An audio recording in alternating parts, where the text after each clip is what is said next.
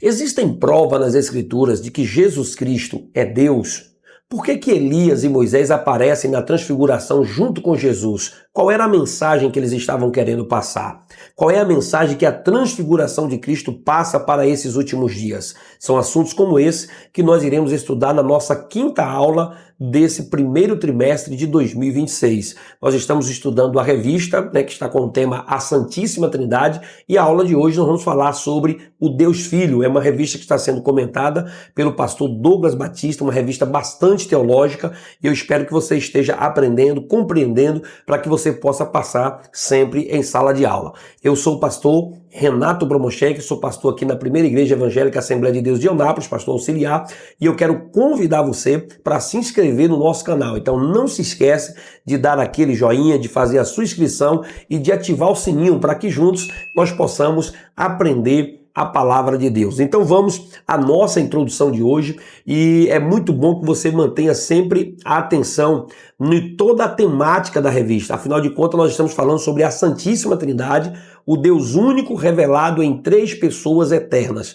A gente começou primeiro com uma aula introdutória falando sobre a doutrina da Trindade, e depois nós entramos um pouquinho falando sobre os atributos e as atribuições ao Deus Pai. A partir da aula de hoje, nós vamos entrar em algumas sequências de aula falando sobre o Filho. Depois vamos falar sobre o Espírito e, por último, a gente conclui com a última aula do trimestre falando novamente sobre as três pessoas da Trindade. Então é muito bom que você tenha essa visão completa de que você tem um tema geral que você está tratando, que é a Santíssima Trindade. Quando você foca no tema geral, você consegue também trabalhar cada aula sem perder o trimestre, porque às vezes acaba entrando em contradição, você mesmo se contradizendo, porque você acaba perdendo o foco de que estamos falando do Deus Pai, do Deus Filho e do Deus Espírito Santo. Então aqui ainda a nível de introdução, nós retificamos, confirmamos mais uma vez que a doutrina bíblica da Trindade, ela nos revela um só Deus, eternamente subsistente em três pessoas distintas: Pai, Filho e Espírito Santo, que embora são distintas, mas são coiguais, coeternas em poder, glória e majestade. Nenhum é menor ou maior do que o outro. Apenas subsistem em três pessoas, mas não são três deuses. É um só Deus, como nós cremos e já ensinamos até aqui. Essa trindade foi manifesta, por exemplo, no batismo de Jesus, quando a Bíblia diz que ali o Deus Pai ecoou dos céus com a sua voz, dizendo: "Esse é o meu Filho amado em quem eu tenho prazer." Na sequência já estava ali presente o Espírito Santo se apresentando numa forma corpórea de uma pomba, e o próprio Jesus dentro das águas sendo batizado por João. Então a Trindade se manifestou no batismo. A Trindade também nós expressamos no próprio batismo que Jesus ensinou, batizando em nome do Pai, do Filho e do Espírito Santo. E também a Trindade, como nós ministramos na nossa bênção apostólica, que o amor de Deus, que a graça do nosso Senhor Jesus Cristo e a doce consolação do Espírito Santo esteja sobre todos. Então, a gente tem vários textos mostrando sobre isso que já foi mostrado até aqui. No episódio da transfiguração, mais uma vez a Trindade se fazendo presente. Então, nós percebemos ali na transfiguração que Jesus se transfigurou diante dos seus discípulos, o rosto dele resplandeceu como o sol, as suas vestes se tornaram brancas como a luz. Então, ali constitui um dos momentos culminantes da revelação da glória de Deus no Filho, onde Jesus, o Filho de Deus, foi manifestado como Deus ali. Então, nesse evento, Cristo ele é exaltado diante das testemunhas oculares com uma aprovação explícita e audível do próprio Pai. Veja que está em Mateus capítulo 17, verso 5, quando o Pai disse: "Este é o meu Filho amado, em quem eu me comprazo, a ele ouvi." Então ali estava três dos discípulos presentes, ouvindo aquela manifestação do Deus Pai, falando que ele era o Filho amado, mais uma vez confirmando como foi feito também no batismo. O que aqui dá autenticidade divina, a sua autoridade e a sua centralidade no plano da redenção. Jesus ele não é meramente um personagem histórico, ele não é apenas um grande mestre, mas ele é o Deus encarnado que veio a esse mundo solidificar ou realizar, concluir o plano que ele veio para fazer como Filho de Deus, que é resgatar o homem dos seus pecados e das suas iniquidades. Embora muita gente aceita ele até como o Jesus histórico, confirma que ele existiu como homem aqui na Terra. Muitos acreditam que ele tem bons ensinos, que é um grande mestre, mas Jesus é mais que isso. Jesus ele é o Deus encarnado que veio a esse mundo para salvar o homem dos seus pecados e das suas iniquidades. E essa lição de hoje, ela nos conduz a contemplar a divindade, a centralidade e a missão redentora do Deus Filho, que é o eixo o qual o destino da humanidade gira e qual o destino da humanidade está. Então, que nós possamos mergulhar na aula de hoje, eu espero que você compreenda, e se ficar algumas dúvidas pelo caminho, não deixa de deixar aqui um comentário na nossa postagem, coloca aí um comentário, tire sua dúvida, se está compreendendo também, dá também uma confirmação, faz alguma coisa, reage aí, porque é muito bom quando você interage também com a gente sente que você está aprendendo, que você está gostando do texto, então eu espero que você possa interagir, não se esqueça de se inscrever no nosso canal. Eu posso resumir aqui essa introdução dizendo que a transfiguração revela que o Filho encarnado possui a glória eterna do Pai, sendo o Deus visível que garante nossa redenção e esperança futura. Vamos ao primeiro ponto, onde nós vamos falar sobre a divindade do Filho. No primeiro tópico, nós vamos falar sobre a concepção virginal de Jesus. A concepção virginal de Jesus é um fato histórico, é um ato divino, miraculoso, e disso nós não temos dúvida, e aonde se fundamenta a doutrina da encarnação. O próprio anjo Gabriel, quando foi explicar esse processo miraculoso, esse processo sobrenatural para Maria, ele diz o seguinte em Lucas capítulo 1, verso 35. Descerá sobre ti o Espírito Santo e a virtude do Altíssimo te cobrirá com a sua sombra. Pastor Douglas Batista diz o seguinte, que o Espírito Santo ele atua aqui como um agente gerador que possibilita a união da natureza divina ao ventre humano, ao ventre de Maria, sem qualquer participação de um pai biológico. Isso está registrado por Mateus. Mateus fez questão de registrar que José só coabitou ou só se relacionou com Maria depois dela ter dado à luz ao menino Jesus, para mais uma vez garantir, ali estava a garantia, a afirmação de José, de Mateus, de que José só se relacionou com ela, só coabitou com ela depois, está em Mateus capítulo 1, verso 25. Então você percebe que não teve participação nenhuma de um pai biológico na concepção de Jesus.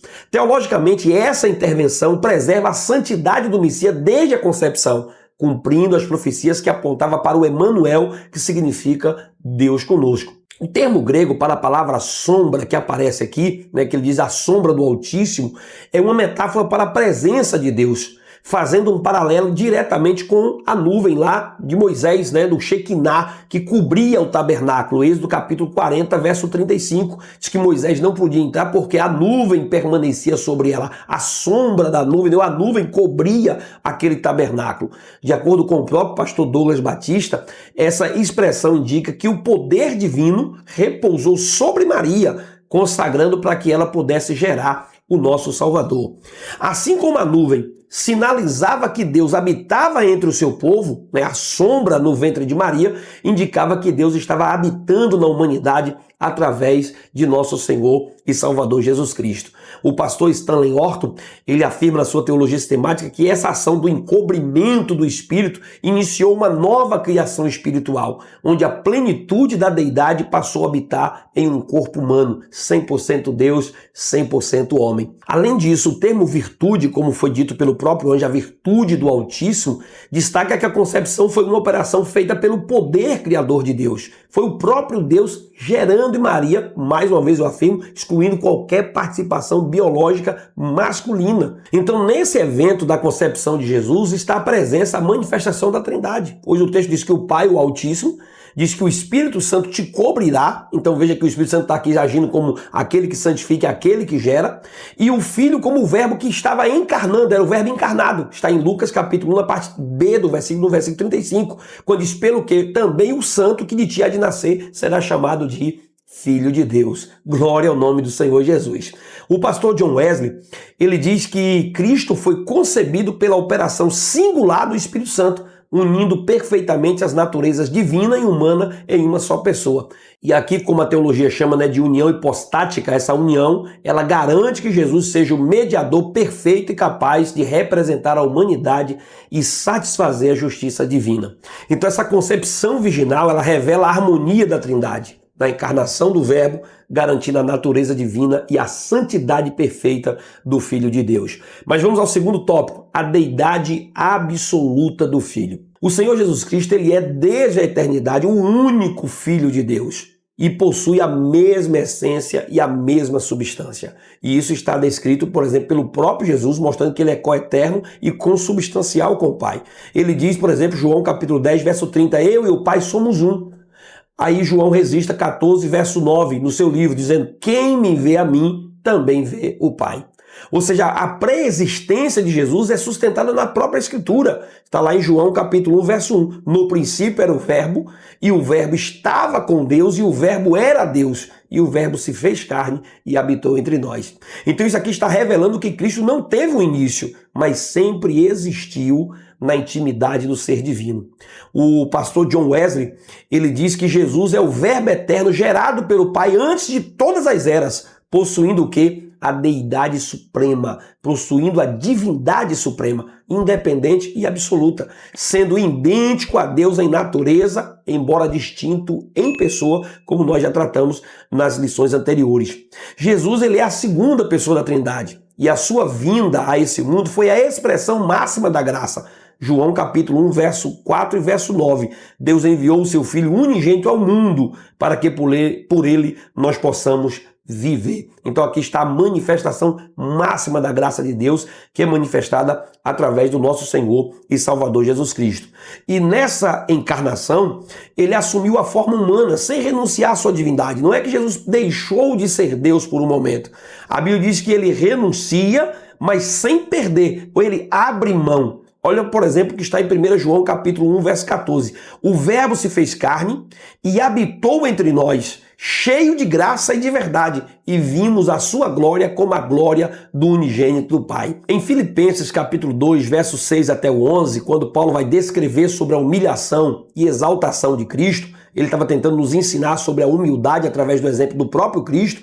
Ele diz que ele, sendo Deus, se esvaziou e assumiu a forma de servo e obedeceu até a morte de cruz, sendo por isso exaltado por Deus Pai, recebendo o nome supremo, para que toda criatura o adore como Senhor, glorificando o Pai. Um verdadeiro hino da cristologia está ali, um hino central para a nossa fé cristã. Então a gente percebe que toda a Bíblia está recheada de informações mostrando o Deus Pai, o Deus Filho e o Deus Espírito Santo. E aí o pastor Frank Ferreira, ele diz o seguinte na sua teologia sistemática, ele diz que essa união de Jesus, né, a união entre o Pai, o Filho e o Espírito Santo, segue a definição do próprio Concílio de Calcedônia, que foi descrito ali em 451 d.C., permanecendo sem confusão, sem mudança, sem divisão e sem separação, o que garante que as propriedades de cada natureza permaneçam intactas na unidade da pessoa de Cristo. Ou seja, o Concílio de Calcedônia vai deixar muito bem claro que são três pessoas, Pai, Filho e Espírito Santo, mas não são três deuses. O Pai é Deus, o Filho é Deus e o Espírito é Deus, mas não são três deuses. E nenhum é maior do que o outro, cada um cumprindo apenas as suas funções, atribuições de funções, mas não de hierarquia, onde um é maior do que o outro. Então, por ser verdadeiro Deus e verdadeiro homem, Cristo cumpre as promessas messiânicas, sendo ao mesmo tempo descendente de Davi e o Deus bendito sobre todos, conforme Romanos capítulo 1, verso 3 e 4, dizendo que Cristo nasceu da descendência de Davi segundo a carne, declarado Filho de Deus em poder pela ressurreição. Romanos 9, verso 5, Cristo, o qual é sobre todos, Deus bendito para todos sempre. Então nós estamos aprendendo que ele é o Deus Filho, o Deus que foi enviado pelo Pai. E essa constituição, que é conhecida como a constituição teantrópica, que é a junção entre o Deus, né, 100% Deus, 100% homem, ela faz de Jesus o único mediador que nós temos entre Deus e a humanidade. O próprio Paulo foi muito enfático quando ele escreveu a Timóteo, no capítulo 2, no verso 5, porque há um só Deus e um só mediador entre Deus e os homens, que é Jesus Cristo, homem. Então Jesus Cristo, além de ser o Filho de Deus, né, 100% Deus, ele também foi 100% homem, sendo assim o legítimo mediador que existe entre nós e o próprio Deus Pai. Então, de acordo com Stanley Orton, essa mediação é exclusiva porque apenas o Filho eterno, sendo plenamente Deus, é plenamente homem, possui eficácia divina para salvar e a empatia humana para representar a humanidade caída diante do próprio Deus. Então ele tem toda a habilidade, a capacidade dada pelo próprio Pai né, concedida ao próprio Pai no plano da redenção, de que o Filho iria cumprir esse papel de ser 100% homem e 100% Deus. Então ele tanto tem a eficácia divina para salvar o homem, como também a empatia humana para poder ele conseguir representar o homem que estava caído diante do Deus Pai. Então Jesus Cristo é o Deus encarnado que em duas naturezas inseparáveis atua como um único e perfeito elo, a perfeita ligação que existe de reconciliação entre o Criador e as criaturas. Mas vamos ainda ao terceiro tópico, falando sobre os atributos divinos de Jesus. Nós falamos numa aula anterior, onde nós mostramos o Deus Pai. Ali nós mostramos alguns atributos que nós chamamos de atributos comunicáveis e atributos incomunicáveis, ou atributos compartilhados e atributos não compartilhados. Os atributos comunicáveis é aqueles que Deus compartilha, é aquele que Deus também dá ao ser humano. Ele, por exemplo, ele é amor, ele também dá amor aos seres humanos. Ele permite que nós possamos também possuir essa capacidade de amar. Já os atributos incomunicáveis, você pode voltar na lição, se essa lição acaba ficando muito grande, os atributos incomunicáveis são aqueles que pertencem apenas a Deus. Só Deus tem, só Deus possui e nenhum ser humano pode possuir. E é esses atributos que aparecem em Jesus. Então isso prova que ele é 100% Deus também. Então, como a segunda pessoa da Trindade, Jesus possui todos os atributos essenciais da divindade, manifestando qualidades que pertencem exclusivamente a Deus. De acordo com o próprio pastor Douglas Batista, a aplicação desses atributos incomunicáveis à pessoa de Cristo promove uma cristologia ortodoxa e sólida, confirmando que ele é o Deus verdadeiro em essência e em poder. Quais são esses atributos que Jesus tem? Por exemplo, ele é eterno. Está lá em Isaías, capítulo 9, verso 6. O seu nome será Deus Forte e Pai da eternidade. Ou seja, ele transcende o tempo. Jesus ele é coeterno juntamente com o Pai também. Assim como o Pai não teve início e nem fim, Jesus também não tem início e nem fim. Ele é gerado na eternidade. Jesus reafirmou a sua própria preexistência. Está lá em João capítulo 8, verso 58.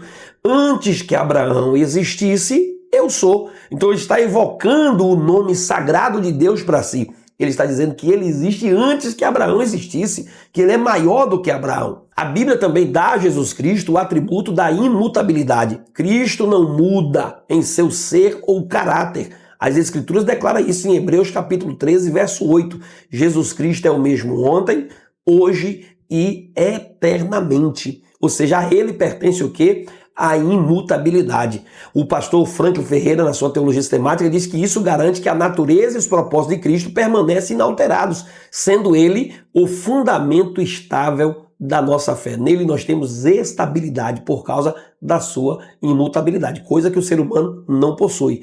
Hoje a gente é uma coisa, amanhã a gente muda, a gente aprimora, a gente passa a conhecer, a gente melhora como pessoa. Pelo menos essa é a ideia, que com o tempo a gente possa melhorar a cada dia. Então a imutabilidade, ela não pertence aos seres humanos. O ser humano muda, ele é o mesmo ontem, hoje e sempre será eternamente. Ele também possui o atributo da onipresença, ou seja, ele possui uma presença universal e contínua, como ele mesmo prometeu em Mateus capítulo 18, verso 20, onde estiver 2 ou 3 reunidos em meu nome, aí eu estou no meio deles. Então, essa onipresença espiritual permite que Cristo, glorificado, habite em cada crente simultaneamente. Onde tiver 2 ou 3 reunidos no nome do Senhor, ele pode estar presente, ele se manifesta presente, porque ele é onipresente. Ele também é onisciente, ou seja, Jesus conhece todas as coisas, inclusive os segredos do coração do ser humano. Ele conhece, ele revela todos os mistérios, tudo que está aí, as intenções que estão guardadas. Veja que o próprio Pedro reconhece isso em João capítulo 21, verso 17. Senhor, tu sabes tudo. E os evangelhos resistem que ele conhecia os pensamentos ocultos das pessoas, conforme está em Mateus capítulo 9, verso 4. Por que pensais mal em vosso coração? Jesus estava percebendo o que eles estavam pensando e eles ficaram admirados como é que ele percebia o que eles estavam pensando. Ele também tem o quê? Onipotência. Quando você vai ler o texto, diz que nada é impossível para Cristo, ele é o sustentador do universo. Está lá em Apocalipse capítulo 1, verso de número 8. Eu sou o Alfa e o Ômega, o Todo-Poderoso. Em Mateus 28, verso 18, afirma: é-me dado todo o poder nos céus e também na terra. Então aqui a gente percebe claramente que Jesus ele possui a deidade, ele possui a divindade divina. E negar esses atributos divinos é comprometer a eficácia da salvação. Quando você deixa de crer em Jesus como Deus, como Filho de Deus, você está negando a deidade, você está perdendo, né, a eficácia da salvação na sua vida, porque você está negando o Filho de Deus. O próprio pastor John Wesley diz o seguinte, que a divindade de Cristo é fundamental para toda a nossa esperança. Sem ela, o evangelho perderia a sua essência redentora. Se a gente não tem convicção de que Jesus é o Filho de Deus, de que ele é Deus, então a gente perde completamente a base da nossa esperança, a âncora da nossa esperança, conforme está descrito lá em Hebreus. E o propósito das Escrituras é levar o homem a essa convicção, conforme João capítulo 20, verso 31. Estes, porém, foram escritos para que creiais que Jesus é o Cristo, o Filho de Deus, e para que, crendo, tenhais vida em seu nome. Então, quando eu creio que Jesus é o Filho de Deus, o enviado de Deus a esse mundo para morrer na cruz do Calvário por mim, quando eu creio que ele é Deus, conforme está descrito nas Escrituras, na palavra do Senhor, que testifica dele, então eu recebo a salvação em minha vida. Jesus Cristo possui a plenitude da natureza divina, tornando sua obra de salvação perfeita, eterna e absolutamente fidedigna, fiel às Escrituras, à sua palavra e ao plano redentor da humanidade. Mas vamos agora ao nosso segundo ponto, onde nós vamos falar sobre a centralidade do Deus Filho. E o nosso primeiro tópico vai falar sobre a glória sobrenatural de Jesus Cristo. Esse episódio aqui do Monte da Transfiguração, narrado em Mateus capítulo 17, verso de número 2, ele mostra, né, o momento da transfiguração de Jesus diante dos seus discípulos.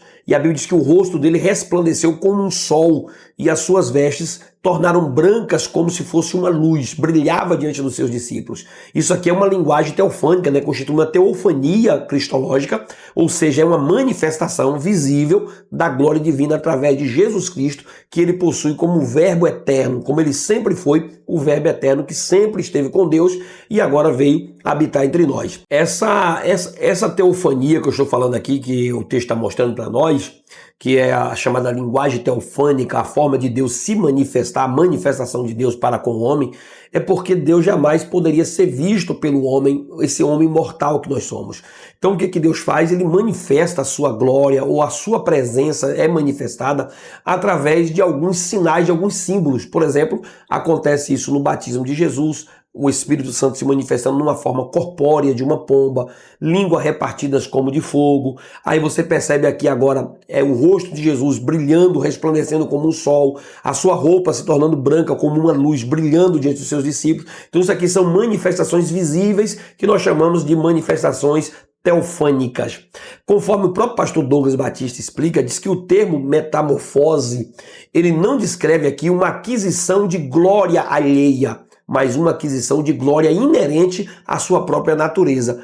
Ou seja, quando Jesus estava se manifestando em glória diante dos seus discípulos, ele estava apenas exibindo uma glória que já é inerente, já pertence a ele. Não é que ele estava passando a ser Deus, se transformando em Deus. É tanto que essa palavra metamorfose aqui, você não pode entender como a ideia de quem está sofrendo uma mutação, uma mudança para vir a ser. Não, é uma glória que sempre esteve nele, ele sempre foi o Deus encarnado. Essa glória que foi revelada temporariamente ali no Monte da Transfiguração em Jesus, ela sempre esteve nele, pois está descrito conforme João capítulo 1, verso 1. No princípio era o verbo, e o verbo estava com Deus, e o verbo era Deus. Então ele sempre foi. Antes que Abraão existisse, eu sou. Então ele está mostrando que ele sempre existiu. Então não é uma glória que apareceu ali pela primeira vez, que foi dada a ele pela primeira vez no Monte da Transfiguração. Esse evento é uma introdução escatológica, funcionando como um testemunho antecipado da identidade messiânica e um vislumbre do Cristo, que após a ressurreição seria plenamente glorificado, como sugere a exaltação descrita em Apocalipse, capítulo 1, verso 6, que diz: a ele seja glória e poder para todo sempre. Amém. Então, teologicamente, a transfiguração é uma confirmação das duas naturezas, a divina e humana, em uma única pessoa, o nosso Senhor e Salvador Jesus Cristo. O próprio pastor Frank Ferreira, na sua teologia sistemática, ele afirma que, embora Jesus tenha vivido como verdadeiro homem, ele nunca deixou de ser Deus. E no monte, essa divindade foi cabalmente revelada aos seus discípulos. Essa glória visível que foi vista pelos seus discípulos cumpre o que estava escrito em João capítulo 1, verso 14. O Verbo se fez carne, habitou entre nós e vimos a sua glória como a glória do unigênito do Pai. Então, provando que a encarnação não esvaziou a essência divina do Filho, mas trouxe ele para o meio da humanidade. De acordo com o pastor Millard Erickson, na sua teologia sistemática, ele diz que a glória manifesta ela não anula a humanidade de Cristo, mas ela revela a plenitude da divindade que habita corporalmente nele, conforme está em Colossenses capítulo 2, verso de número 9. Porque nele habita corporalmente toda a plenitude da divindade, era o que Paulo estava ensinando aos irmãos de Colosso. Então você percebe que o evento da transfiguração demonstra que aquele que, segundo Filipenses capítulo 2, do verso 6 até o 9, que subsiste em forma de Deus, se humilhou como servo e ao mesmo tempo cuja majestade é absoluta e inegociável.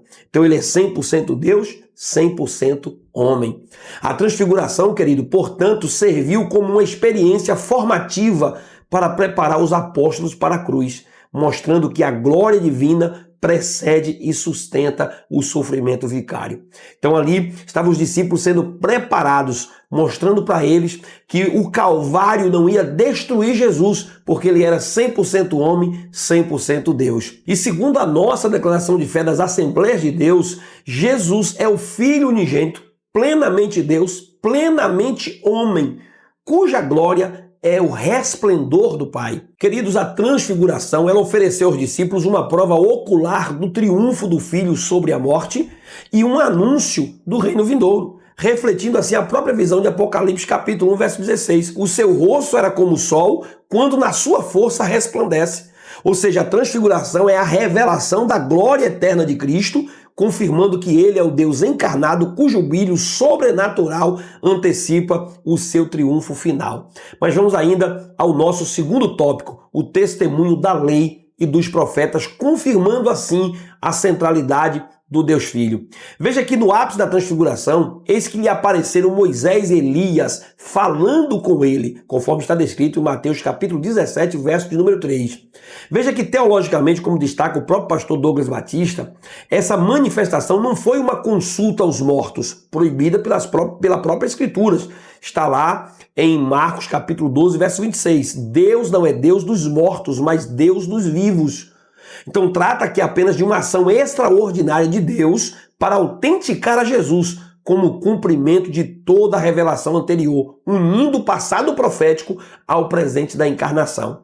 Então, como eu fiz uma pergunta no início, o que a aparição de Moisés e a aparição de Elias tem a nos dizer? Qual a mensagem que eles estavam trazendo para nós quando eles apareceram ali na transfiguração de Jesus?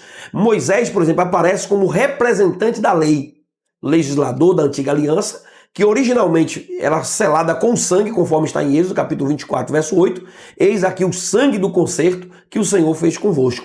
Então a presença de Moisés ao lado de Cristo indica que a lei não foi invalidada, mas sim que ela encontra um propósito final na pessoa de Jesus, cumprindo assim a promessa que ele mesmo fez em Mateus capítulo 5, verso 17. Não penseis que vim destruir a lei ou os profetas, mas vim cumprir. É o que o próprio Jesus disse. Então o pastor Douglas Batista diz que Moisés atua aqui como um tipo de Cristo. Ele estava sinalizando que a mediação temporária da lei apontava para uma mediação eterna, onde Cristo seria o nosso mediador eternamente na pessoa do Filho, que é o nosso Senhor e Salvador Jesus Cristo. Mas ali também estava Elias. Elias representa o quê? Os profetas, sendo o símbolo da restauração e do vaticínio messiânico, conforme a promessa de Malaquias capítulo 4, verso 5. Eis que vos enviarei o profeta Elias antes que venha o grande e terrível dia do Senhor. A presença de Elias no monte confirma que todos os anúncios proféticos sobre o Deus forte, Pai da eternidade, convergiam para a pessoa de Cristo. Como bem explica o pastor Frank Ferreira, a história da redenção ela é um desígnio eterno e harmonioso, onde o Filho é o centro para o qual toda a proclamação profética sempre olhou. Então, todos os profetas do Antigo Testamento, todas as profecias do Antigo Testamento, de alguma forma, elas iam apontando, tem aquelas profecias que são diretas ao próprio Messias, e havia aquelas também que, de alguma forma, nas entrelinhas, estava falando do plano redentor de Deus para a salvação da humanidade. Portanto, queridos, Moisés e Elias testemunharam que Jesus é o cumprimento definitivo das Escrituras. O próprio Jesus, quando foi explicar a Bíblia para os dois discípulos no caminho de Emaús, está em Lucas capítulo 24, verso 27, ele começou a explicar de Moisés até os profetas, por todos os profetas, mostrando tudo o que falava acerca dele ali naquelas profecias. Então o aparecimento de ambos serve como prova da superioridade de Jesus, pois embora Deus tenha falado outrora pelos profetas, nesses últimos dias o nosso Deus escolheu falar através do Filho, conforme Hebreus capítulo 1, verso de número 2. O próprio pastor Stanley Horton diz que Cristo é o único mediador cuja glória própria supera as sombras da antiga aliança. Jesus Cristo, querido, ele é a consumação de toda a revelação bíblica, sendo completamente autenticado pela lei e pelos profetas como o único, soberano e salvador da humanidade. Glória ao nome do Senhor Jesus Cristo. Vamos ao nosso terceiro tópico e vamos falar sobre a aprovação divina do Pai. A transfiguração, ela atinge o seu ápice, o seu auge, quando a presença de Deus envolveu o monte ali, o monte da transfiguração, como a gente chama, através de uma nuvem luminosa, conforme está em Mateus capítulo 17, verso de número 5. Esse elemento, essa questão da nuvem luminosa, como eu expliquei já anteriormente o que é a teofania, é um elemento da teofania que remete à coluna que guiava Israel, conforme estava em Êxodo capítulo 13, verso 21. E o Senhor ia diante deles de dia numa coluna de nuvem. O pastor Douglas Batista diz que essa nuvem não é apenas um sinal simbólico, mas um ambiente teofânico que aumenta a glória e a autoridade soberana do Filho perante as testemunhas oculares que estavam ali naquele lugar. O Agostinho, no seu livro sobre a Trindade, ele observa que, embora a voz audível seja propriamente do Pai, ela é fruto da operação inseparável da Trindade, pois os três pessoas agem em perfeita harmonia, em unidade na revelação econômica de Deus. A declaração celestial registrada em Mateus capítulo 17, verso 5, este é o meu filho amado em quem me comprazo, a ele ouvi, ecoa no batismo de Jesus. Ou seja, ali estava confirmando a sua filiação, sua filiação eterna e a sua natureza divina que estava ali. Então você percebe que no batismo ocorreu e também agora no Monte da Transfiguração, pela segunda vez, o Pai declarando publicamente que Jesus Cristo era o seu Filho amado. O pastor Douglas Batista, ele afirma que o termo grego aqui para mim comprazo, esse é o meu Filho amado em quem me comprazo, revela que o Filho é aquele a quem o Pai encontra prazer eterno. Ou seja, a sua obediência, a sua humildade, a sua fidelidade, tudo isso que ele obedecendo o plano redentor do Pai é que gerava prazer no próprio Deus Pai. Essa aprovação remete ao que a profecia do próprio livro do profeta Isaías, em 42, verso 1, diz: eis aqui o meu servo, o meu eleito, em quem se apraz a minha alma, ou em quem a minha alma tem prazer.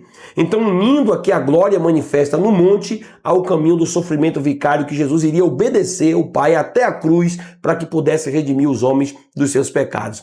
Essa voz do Pai aqui, ela ratifica, ela confirma a centralidade de Cristo no projeto da salvação, de que ele seria aquele por quem o homem seria salvo dos seus pecados, o único mediador que nós temos.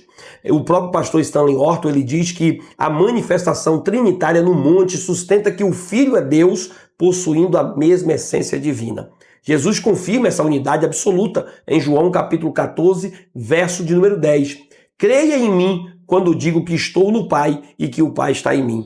Então, portanto, a aprovação divina estabelece Jesus com autoridade final e o único acesso legítimo ao Criador, conforme declara João 14, verso 6. Eu sou o caminho, a verdade e a vida, e ninguém vem ao Pai a não ser por mim. Querido, sem a mediação do Filho, sem Jesus, qualquer tentativa de conhecer o Deus Pai resulta em erro e em fracasso. Não existe outro mediador, não existe outro acesso, não existe outra pessoa que possa nos dar a salvação a não ser o nosso Senhor e Salvador Jesus Cristo.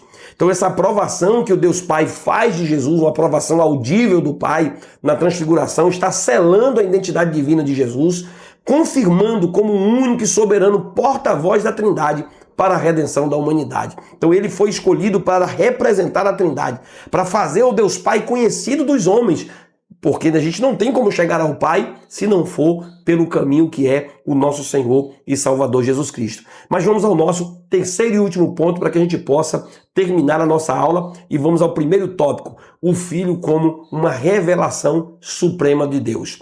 O ápice da transfiguração ocorre com a ordem direta do Pai dizendo, a ele ouvi. Segundo o próprio pastor Douglas Batista, essa frase do modo imperativo direciona a atenção exclusiva a Cristo como o supremo revelador da vontade de Deus, sugerindo uma ação contínua de ouvir e seguir os próprios ensinamentos do nosso Senhor Jesus Cristo. Então essa declaração do Pai é o cumprimento da profecia do próprio Moisés, que está em Deuteronômio capítulo 18, verso 15. O Senhor teu Deus te despertará um profeta no meio de ti, e a ele ouvireis. Então, quando ele está pedindo, declarando para que os discípulos ouçam Jesus e obedeçam a Jesus, sigam os seus ensinos, é um cumprimento de uma profecia de Deuteronômio capítulo 18, verso 15. Inclusive, eu faço uma pausa aqui no estudo para falar sobre um assunto que eu vi recentemente aqui na internet, onde apareceu ali 3 pessoas que se colocam como profetas, e aí dizendo, usando esse versículo de Deuteronômio 18, verso 15, dizendo que Deus estava levantando o profeta para o povo e o profeta era a pessoa que estava ali em pé do lado dele. Os 2 cidadãos que estavam ali era o profeta, que Deus tinha levantado e cumprindo aqui estava em Deuteronômio. Irmãos, a gente precisa ter muito cuidado, porque a gente vê tanto recorte, tanto textos isolados, tantas profecias, tantos erros doutrinários. É por isso que é importante a gente estudar a teologia bíblica, estudar a palavra de Deus, para a gente não cair nesses ensinamentos, nessas pressões que aparecem aí através de rede social. A gente tem que ter muito cuidado. Rede social é importante, eu uso, e é interessante a igreja usar, é interessante o pastor usar, as pessoas usarem,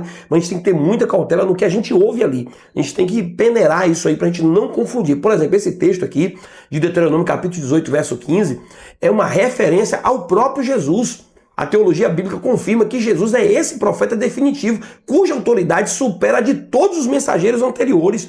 Está em João 6, verso 14. Depois de ver o sinal miraculoso que Jesus tinha realizado, o povo começou a dizer, sem dúvida, este é o profeta que devia vir ao mundo. Ou seja, eles estavam fazendo uma afirmação, a população, o povo de Israel, quando viu Jesus fazer os sinais miraculosos, eles disseram, esse aqui é o profeta que Moisés falou. Então até o próprio povo já tinha essa interpretação de que Deus iria levantar um profeta. E quando Jesus fez aqueles sinais, ele disse, esse é o profeta. O texto de Atos, capítulo 3, mostra a cura daquele coxo que foi curado na entrada do templo chamada Formosa, quando Pedro e João estavam indo para a oração e ali ministrou a cura sobre a vida daqueles homens no nome de Jesus. Aquilo reacendeu uma chama muito grande nas pessoas que estavam ali e eles olharam para os discípulos como se os discípulos tivessem o poder de fazer aquilo. Aí os discípulos disseram, não, calma aí, no discurso de Pedro ele vai dizer, calme aí, alto lá. Nós estamos fazendo esse milagre, essa cura, é no nome de Jesus. E Jesus é o profeta prometido por Moisés. Ele chega a citar as palavras de Moisés no verso 22, dizendo que o Senhor levantará dentre os seus irmãos um profeta como eu, ouça-o, tudo o que ele vos disser. Então ele está proclamando que Jesus é esse profeta. Então a instrução divina estabelece a supremacia de Cristo sobre a lei Moisés e sobre o profeta Elias, conforme ensina Hebreus capítulo 1, verso 1 e verso 2. Havendo Deus antigamente falado pelos profetas, e nos falou nesses últimos dias pelo Filho. Então, teologicamente, isso indica que Jesus não é apenas o portador de uma mensagem, como afirma o próprio pastor Mãe Pilma, ele é a própria palavra de Deus em pessoa, a mensagem viva que torna o Pai plenamente visível e conhecido. João capítulo 1, verso 17 até o 18 diz que, pois a lei foi dada por intermédio de Moisés, a graça e a verdade vieram por intermédio de Jesus Cristo. Ninguém jamais viu a Deus, mas o Deus unigênito que está junto do Pai o tornou conhecido. Então ninguém jamais viu a Deus, mas a gente consegue conhecer Deus por meio de quem? De Jesus Cristo. Jesus Cristo é a mensagem, a palavra encarnada de Deus para os nossos dias. Então, enquanto a lei foi dada por intermédio de Moisés, a plenitude da graça e da verdade vieram por meio de Jesus Cristo. Então esse evento aqui sinaliza a transição da antiga para a nova aliança, onde as sombras e tipos do Antigo Testamento encontram sua realidade concreta na pessoa do Filho, conforme Colossenses capítulo 2, verso de número 17. As quais são sombra das coisas futuras, mas o corpo, ou seja, a realidade aqui, é de Cristo. O pastor Douglas Batista destaca muito bem, dizendo que ouvir a Cristo vai além de um estudo intelectual. É render-se ao seu senhorio absoluto, reconhecendo que suas palavras são o padrão final da verdade e da ética. Então, toda vez que a gente crê em Jesus Cristo, crê nas suas palavras, crê em tudo o que ele nos ensinou, querido, vai além de um estudo intelectual. Vai além de uma aula teológica, de um ensino apenas teológico, de um ensino histórico-cultural, de apenas uma moral, uma ética humana. Não, é ouvir o próprio Deus, é obedecer aquilo que Deus determinou para que nós pudéssemos ouvir. Portanto, negligenciar ou relativizar a voz do Filho é uma afronta direta à autoridade do Pai. Conforme está em 1 João capítulo 5, verso 12, quem tem o Filho tem a vida, e quem não tem o Filho de Deus não tem a vida. Então, se a gente recebe Jesus, aceita o que Jesus nos ensina, nós estamos tendo também o Pai. Mas quem rejeita está afrontando a pessoa que o Pai enviou, o Filho que o Pai enviou. Então, rejeitar o Filho é permanecer em trevas, pois ele é a revelação definitiva e suficiente de Deus. Querido, Jesus Cristo, ele é a voz final e autoritária, do próprio Deus, que encerra o tempo das sombras e inaugura a plenitude da luz da vida eterna no tempo do Novo Testamento, o tempo da dispensação da graça. Mas vamos ainda ao nosso segundo tópico para a gente poder concluir a nossa aula. A exclusividade de Cristo na redenção. Após aquele impacto ali da transfiguração, o cenário revela uma realidade teológica profunda. Mateus capítulo de número 17, verso 8. Erguendo ele os olhos, ninguém viu mais, senão a Jesus. Saiu Moisés e saiu Elias, ficou apenas Jesus. Segundo o pastor Douglas Batista, o uso do advérbio grego, somente Jesus ficou ali, enfatiza a exclusividade absoluta de Jesus na obra da redenção. Apesar de Moisés aparecer ali e apesar de Elias aparecer ali, a obra da redenção, ela é de Jesus. Eu já expliquei a vocês qual era a mensagem que eles estavam passando naquele momento que eles apareceram. Então, não esquece, não perde o foco. Jesus é o único caminho. É apenas através dele que nós alcançamos a salvação. A retirada de Moisés e Elias simboliza que as sombras da antiga aliança cessaram, pois o Filho é o cumprimento definitivo da lei dos profetas, conforme Mateus capítulo 5, verso 17. Não penseis que vim destruir a lei ou os profetas, mas eu vim cumprir. Então, o próprio pastor Robert, falando sobre a Trindade, ele diz que toda a Escritura converge para Cristo, sendo ele a corporificação viva da verdade. É o ponto focal de toda a revelação divina. Como eu expliquei em Lucas 24, 27, o próprio Jesus mostra que as Escrituras, de Moisés até os profetas, falavam acerca dele. Então, Jesus não é apenas um mensageiro, mas o Deus revelado em carne, conforme João 14, verso 9. Quem me vê a mim, também vê o Pai. Hebreus 1:3 descreve como ele o resplendor da glória e a expressão exata do seu ser. Então, teologicamente, essa exclusividade sobre Jesus repousa sobre ele, porque ele é o único que possui as duas naturezas, 100% homem, 100% Deus, o que qualifica ele como um único mediador perfeito, pois somente ele possui a deidade para satisfazer a Deus e a humanidade para representar como o pecador, representando o pecador, representando a humanidade pecadora, a humanidade caída.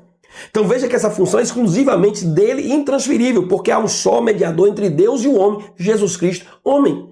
Então a obra de Cristo é plenamente suficiente, dispensando complementos ritualísticos ou outros intercessores. O próprio pastor Flank afirma na sua teologia sistemática que o sacrifício de Jesus na cruz realizou a reconciliação total, cumprindo Colossenses capítulo 1, verso 20, havendo por ele feito a paz pelo sangue da sua cruz. Ou seja, através do sacrifício que ele fez na cruz do Calvário, ele consumou uma reconciliação total, sem precisar complemento, sem precisar nenhum adereço, nenhum outro subterfúgio, ou outro representante, ou outro intercessor. Diante de sua majestade, a eficácia da salvação não depende de mérito humano, mas da aceitação de sua obra consumada. Então não é por obras é pela aceitação do que ele fez. Quando eu reconheço que ele é o Filho de Deus, quando eu reconheço que ele é o Senhor absoluto da minha vida, então, quando eu aceito isso, eu passo a ter o privilégio de ser chamado de Filho de Deus. Então, o pastor Stanley Horton diz o seguinte: confiar na suficiência de Cristo é a única base segura da fé, pois, como declara Atos capítulo 4, verso 12, em nenhum outro há salvação, porque também debaixo do céu nenhum outro nome há pelo qual devamos ser salvos. Então, na obra da redenção, a majestade de Cristo substitui as sombras da lei, estabelecendo como um único, suficiente e eterno mediador entre Deus e a própria humanidade. E nós vamos agora ao nosso terceiro e último tópico, para que a gente possa concluir a nossa lição: o aprendizado pela experiência. A transfiguração, ela foi um evento pedagógico essencial. Serviu ali como uma experiência formativa que permitiu os discípulos aprenderem sobre a identidade real de Cristo. Ali foi algo que ensinou sobre o destino vitorioso que aguardava através de uma visão gloriosa e não apenas por palavras. Segundo o próprio pastor Douglas Batista afirma no seu livro, esse evento sobrenatural foi fundamental para fortalecer a fé dos apóstolos diante do sofrimento futuro que Jesus ia enfrentar na cruz, revelando que a majestade divina precede e sustenta o sacrifício vicário. Então, quando Jesus se transfigurou diante dos seus discípulos, ele estava passando uma mensagem para os seus discípulos de que ele iria triunfar na cruz, de que ele estava no controle de tudo que estava para acontecer. Ele estava autenticando ali para os seus discípulos, mostrando para os seus discípulos que ele era o Filho de Deus. Então, anos mais tarde, o próprio Pedro confirmou a veracidade desse episódio. Está lá na segunda carta de Pedro, capítulo 1, verso 16 e verso 17.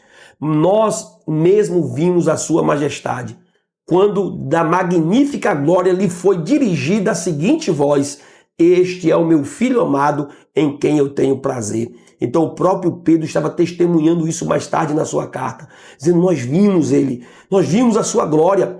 Então ele está enfatizando que o evangelho não se baseia em fábulas, não é contos que nós ouvimos, nós vimos. Então as provas oculares da divindade de Jesus foram vistas pelos apóstolos e eles foram capazes de morrer por essa verdade. Então, teologicamente, queridos, a transfiguração funciona como um prólogo, como uma introdução escatológica do reino de Deus, sendo um prenúncio da ressurreição e da vitória final de Cristo sobre a morte e todo domínio maligno. Trazer Elias, aquele que foi arrebatado sem passar pela morte, apresentar para os seus discípulos, era também uma mensagem de Deus dizendo: olha, aqueles que estiverem vivos serão arrebatados. Aí quando ele mostra a Moisés aquele que morreu e o próprio Deus sepultou o corpo e jamais o inimigo achou o corpo, ele está dizendo: vocês também que morreram, aqueles que morrerem terão também esperança. Como bem destaca o pastor Franklin Ferreira, na sua teologia sistemática, ele diz que a entronização definitiva do Filho é uma realidade garantida, onde o próprio Hebreus capítulo 1, verso 8 diz: o teu trono, ó Deus, subsiste pelos séculos dos séculos. Ainda em Filipenses capítulo 2, verso 10 e 11, Paulo, ele diz que ao nome de Jesus se dobre todo o joelho e toda língua confesse que Jesus Cristo é o Senhor. Oh, glória ao nome de Jesus. Essa glória antecipada, ela assegura que o Senhor Jesus é o Rei eterno, cujo domínio é soberano e inabalável. Diante de tamanha revelação, o crente é exortado a manter uma postura de adoração, de confiança, conforme está em Hebreus capítulo 12, verso 2, olhando firmemente para o autor e consumador da nossa fé, que é Jesus Cristo. Então, diante de tudo que nós acabamos de falar aqui, querido, você só tem uma atitude a tomar nesse momento: adorar ao nome do Senhor, recebê-lo como Salvador da sua vida, se render a Ele como o Senhor absoluto da nossa vida e de toda a nossa existência. De acordo com o pastor Douglas, essa fixação de olhar em Cristo, exaltado, capacita a igreja a suportar as aflições do presente século, transformando a experiência do monte em uma âncora de esperança para a nossa caminhada cristã. Querido, eu não sei o que você está passando, o que você está enfrentando no momento para servir a Deus. Quais são as lutas que você tem passado na sua vida, no seu dia a dia, para servir ao Evangelho de Cristo? Mas uma garantia esta palavra nos dá: nós vamos vencer.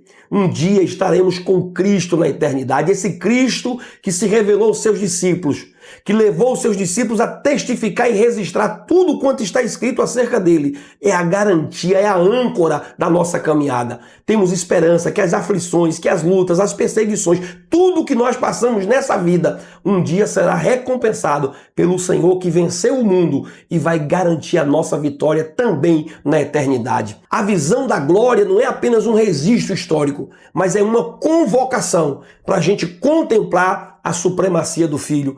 Em todas as circunstâncias da nossa vida, olhe para o Filho. Ele é o autor e consumador da nossa fé. A transfiguração capacitou os discípulos a enxergarem a majestade eterna de Cristo por trás do sofrimento na cruz, assegurando-nos que a vitória final do Rei já está decretada.